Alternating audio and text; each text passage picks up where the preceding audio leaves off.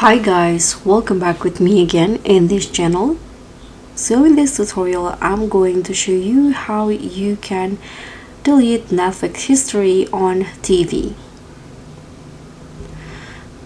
So if you want to fix your Netflix recommendations, you need to delete your viewing history, but you cannot actually delete history using the Netflix app on your TV, Roku, or maybe PS5.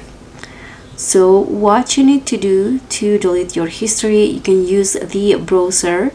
So you need to use a web browser or your phone, tablet, or PC to access this feature to delete watch history, as it's not available on TV app. So what you need to do in here, open your browser or PC and go to the netflix.com, and you can go to your account settings. So here click on account, and then you can just scroll down and click on the manage profiles options,